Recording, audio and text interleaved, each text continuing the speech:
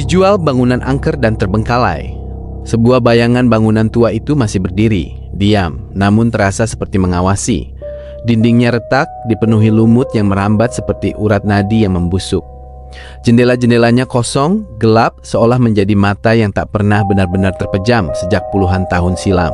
Konon gedung itu adalah saksi bisu masa kelam, tempat di mana jeritan manusia pernah menggema. Namun kini hanya tersisa bisikan yang kadang terdengar jika seseorang cukup berani untuk diam dan mendengarkan. Beberapa warga sekitar mengaku pernah melihat bayangan berdiri di lantai 2, padahal tangga menuju ke sana sudah lama runtuh. Sosok itu tidak bergerak, hanya menatap keluar jendela yang pecah, seakan menunggu sesuatu yang tak pernah datang. Ada pula cerita tentang suara langkah kaki berat yang berjalan perlahan di lorong utama setiap tengah malam. Anehnya, suara itu selalu berhenti tepat di depan pintu besi berkarat, pintu yang tak pernah bisa dibuka lagi sejak puluhan tahun lalu. Banyak yang percaya sesuatu masih terkurung di baliknya. Seorang penjaga malam pernah ditemukan pingsan di halaman belakang.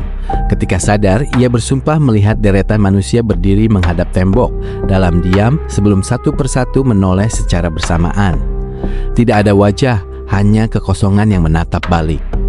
Di ruang bawah tanah, udara terasa jauh lebih dingin.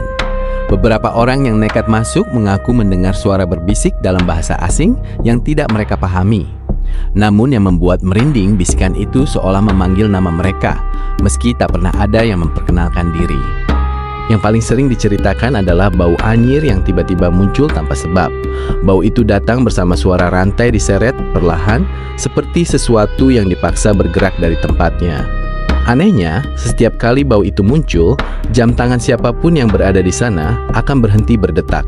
Masyarakat sekitar percaya gedung itu bukan sekedar bangunan kosong.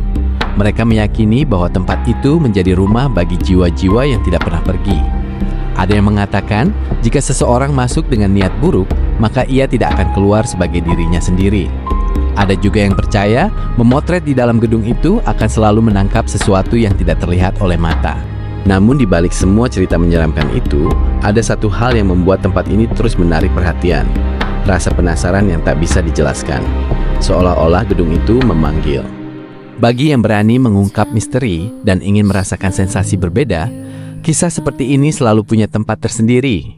Cerita yang bukan hanya menghibur, tapi juga membuat jantung berdegup lebih cepat dan mungkin membuat seseorang berpikir 2 kali sebelum menatap kegelapan terlalu lama.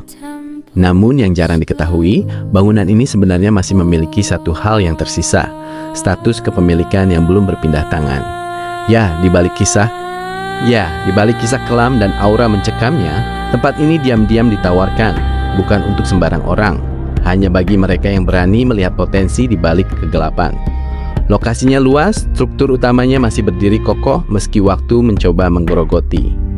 Di balik kisah kelam dan aura mencekamnya, tempat ini diam-diam ditawarkan, bukan untuk sembarang orang, hanya bagi mereka yang berani melihat potensi di balik kegelapan.